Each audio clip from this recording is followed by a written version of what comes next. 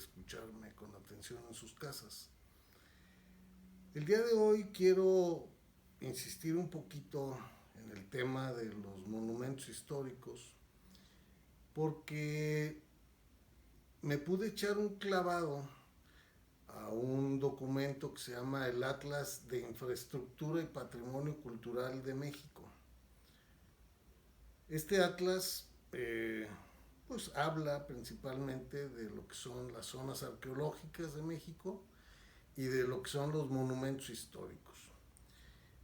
Eh, Todos nosotros alguna vez hemos ido a algún sitio arqueológico, sea Teotihuacán o a Chichen Itza o a cualquiera, ¿no? Resulta que hay 176 sitios arqueológicos abiertos al público, custodiados por el INAH. Pero resulta que en este documento, en este atlas, se habla de que la cifra que tienen censados de monumentos existentes, o sea, de sitios arqueológicos, son 42.614. Entonces, ¿qué pasa con los 42.400 sitios que no están abiertos al público? ¿Quién los custodia? ¿Quién se hace responsable de eso, de su mantenimiento? Pues obligadamente debe ser el INAH, ¿no? Quiero recordar que estos sitios arqueológicos ya no están habitados.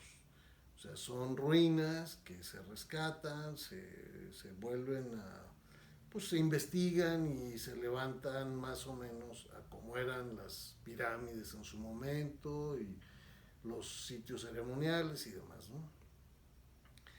Pero luego hablamos de los monumentos históricos, de acuerdo también al mismo INAH, y ellos hablan de que en el país hay 121,000 monumentos, un poquito más, 121,000 monumentos históricos.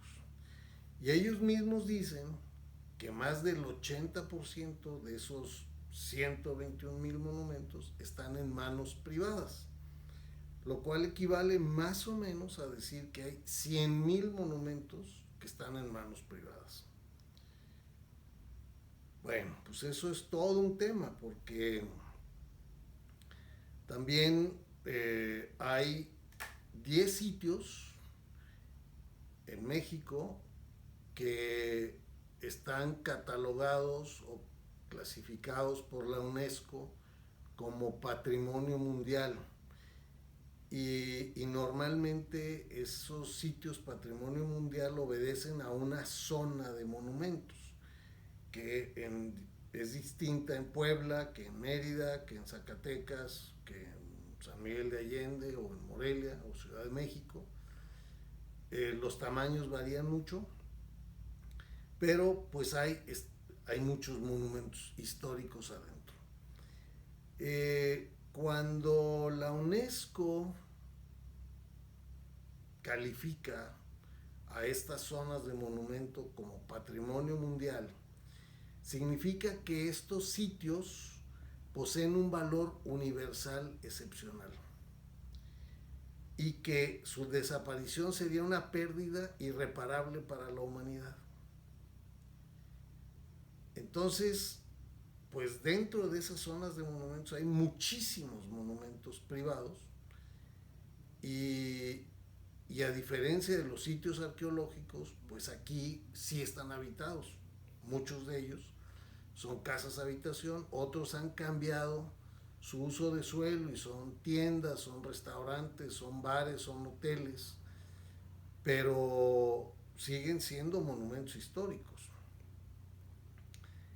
¿Qué sucede cuando un monumento histórico de estos 100,000 en manos privadas empieza a deteriorarse? Se supone que el INAH tiene un departamento, una Coordinación Nacional de Monumentos Históricos, que está obligada a señalarle al propietario y decirle, oye, tu casa necesita intervención, necesita pues restauración, mantenimiento. Empieza por las azoteas si es que todavía las tienes, porque el agua es tremenda, ¿no? Y le dice el otro le dice, oye, pero yo no tengo dinero. O sea, la verdad no veo cómo pueda yo hacer lo que tú me estás pidiendo.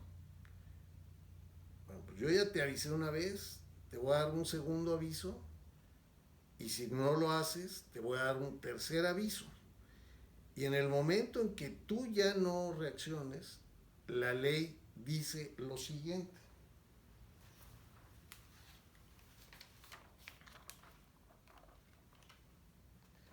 Dice, en el artículo 10 de la ley del INAH, de sitios y monumentos, dice, el Instituto Nacional de Antropología e Historia procederá a efectuar las obras de conservación y restauración de un bien inmueble declarado monumento histórico o artístico cuando el propietario, habiendo sido requerido para ello, no la realice. La Tesorería de la Federación hará efectivo el importe de las obras. O sea, el INAH está obligado a hacer la restauración porque es el custodio de los monumentos históricos.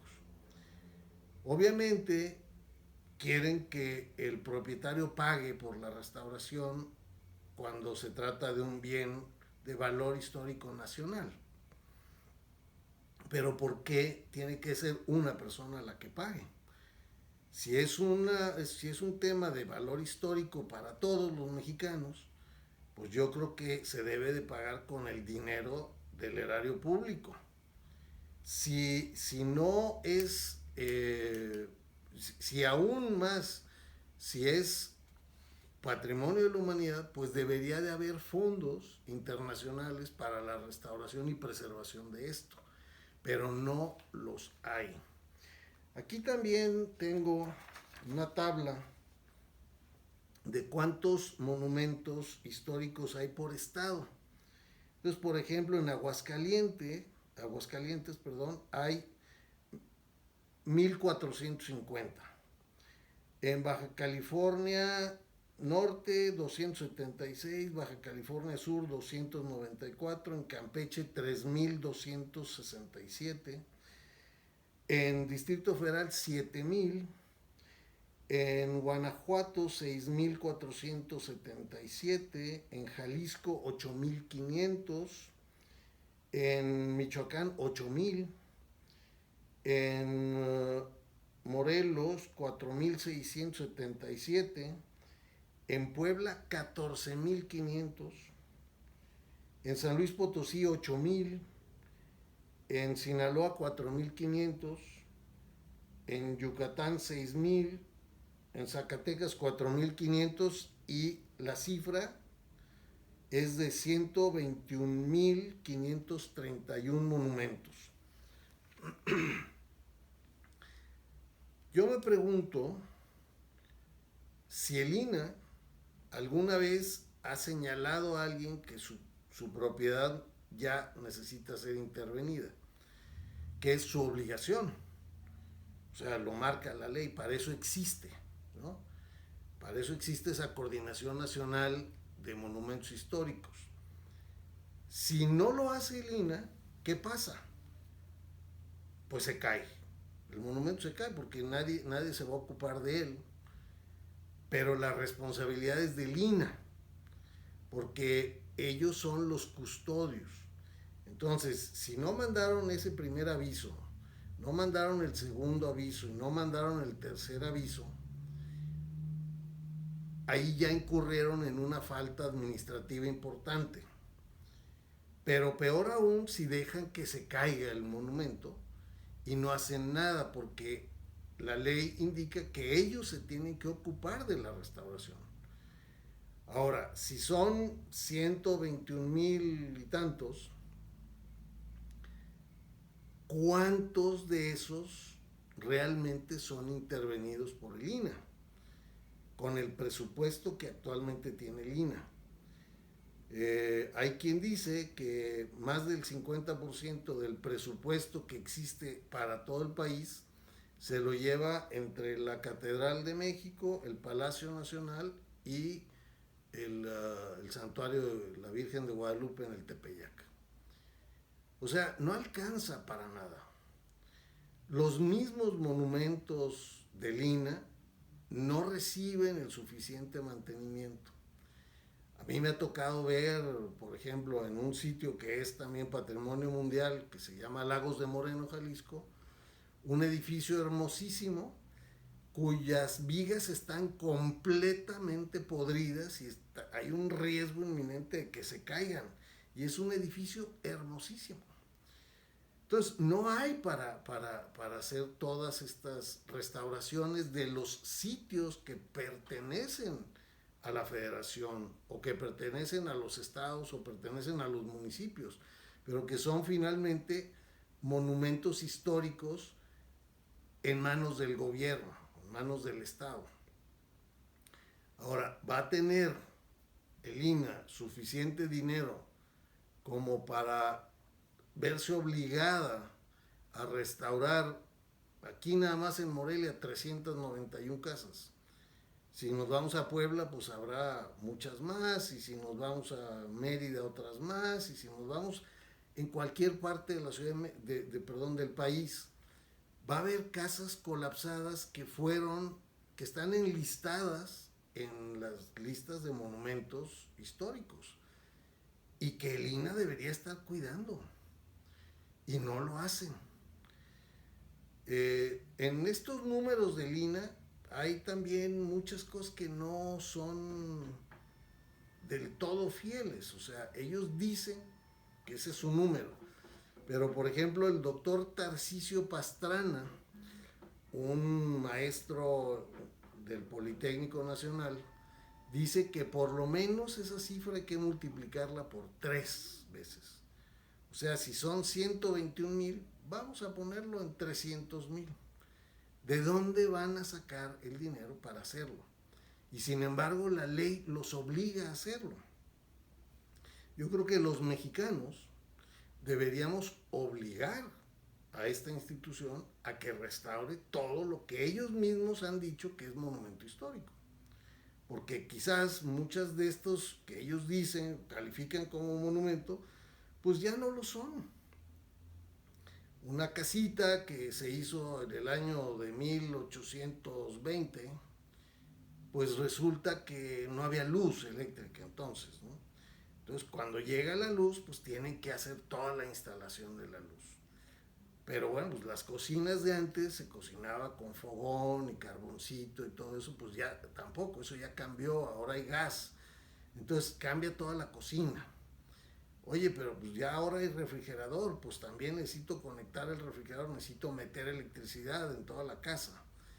Y las casas se van adaptando casi por décadas a las necesidades que van surgiendo.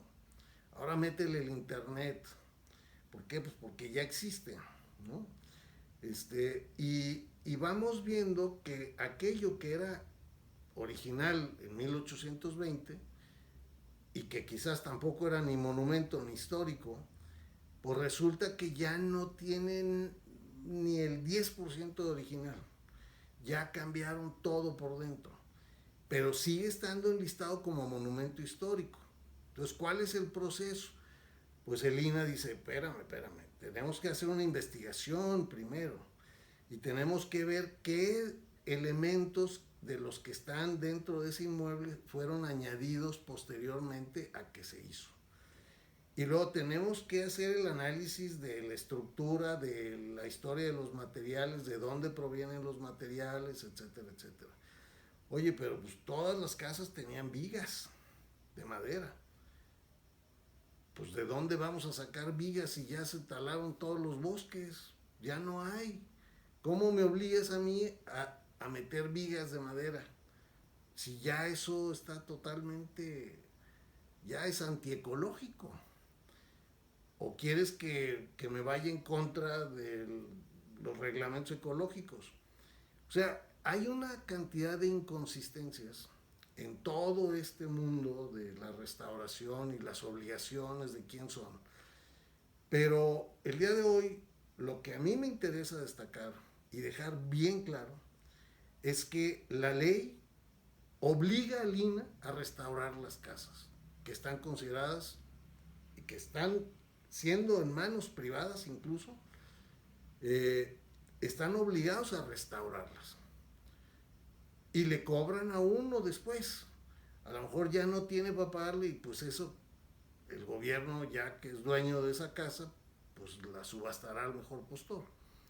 Pero la verdad es que ellos, si nosotros caminamos hoy por las ciudades que son patrimonio mundial incluso, y vemos la cantidad de casas que están prácticamente en ruinas, da vergüenza, son horribles.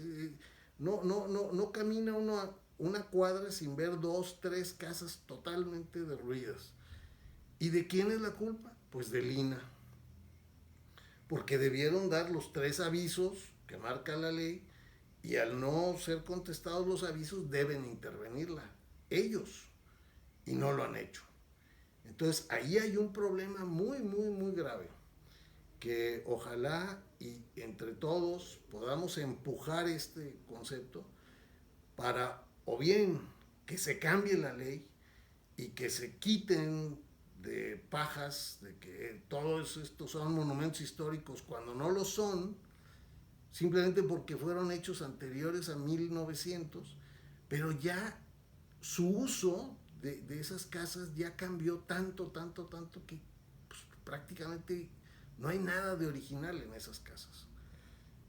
No hay por qué restaurarlas, no hay por qué conservarlas, pero pues si ya están enlistadas, ya hay una obligación forzosa y hay una obligación forzosa de que el INAH las restaure y no lo hace.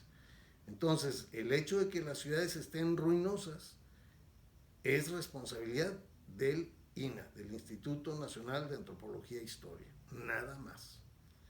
Bueno, aquí le voy a dejar hoy.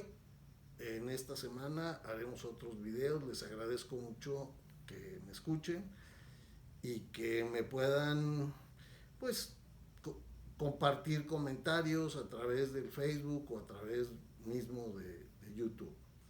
Que tengan buenas noches. Gracias a todos. Hasta luego.